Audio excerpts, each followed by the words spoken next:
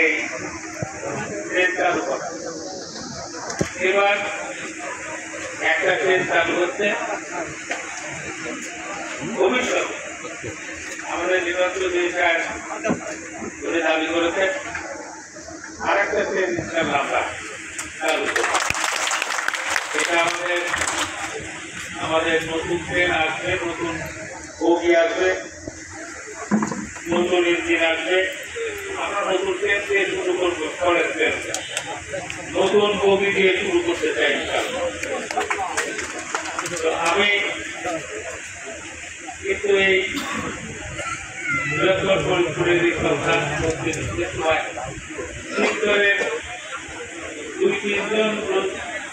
দুই তিনজন মুক্তিযোদ্ধা আমরা একসাথে থাকছি।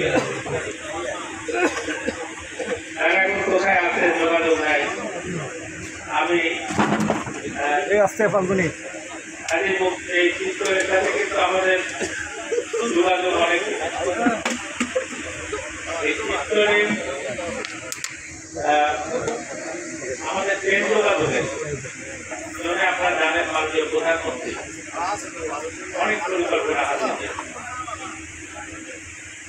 সবচেয়ে সস্তা পরিবহন ব্যবস্থা হলো ট্রেন। আপনি যাত্রী পরিবহন করেন এবং এই যে মাল পরিবহন করেন, সবচেয়ে যোগাযোগ মাধ্যম। এটা মানুষের জানগারে পৌঁছে দেওয়ার জন্য মাননীয় প্রধানমন্ত্রীর একটা পরিকল্পনা। এই পরিকল্পনা অনুযায়ী আপনারা দেখেন ভাঙা থেকে খুলনা, যশোর, বেনাপোল পর্যন্ত আমরা নতুন ট্রেন লাইন চালু হচ্ছে আগামী 2 মাসের মধ্যে। মাননীয় প্রধানমন্ত্রী দ্বিতীয় উদ্বোধন করবেন বলেছেন। আমি ওনাকে জিজ্ঞেস করলাম যে নেত্রী এই ট্রেন চালু হবে, আপনি কি উদ্বোধন করবেন? উনি বলেন যে আমি উদ্বোধন করবো না, মানে ঢাকা থেকে ট্রেন নতুন লাইন চালু হবে আর আমি উদ্বোধন করবো না, তুমি কি বলো? তারপরে ওই দিনে ওনার সাথে কথা হয়েছে যে আমাদের এই ঢাকা থেকে বরিশাল হয়ে পায়রা বন্দর পর্যন্ত আরেকটা লাইন চালু হবে। এইটা 8টা ডিস্ট্রিক্টকে কানেক্ট করবে, 8টা ডিস্ট্রিক্টের উপর দিয়ে যাবে এই লাইন এবং পুরো লাইনটাই এলিভেটেড হবে। মানে এই অঞ্চলে মাটি ভালো না, সেখানে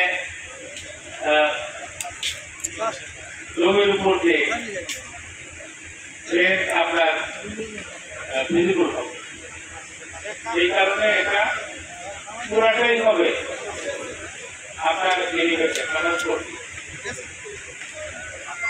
এই 2টা লাইন চালু হয়ে গেলে এই ভাঙা শিবচর এই অঞ্চলের গুরুত্ব অনেক বেড়ে যাবে।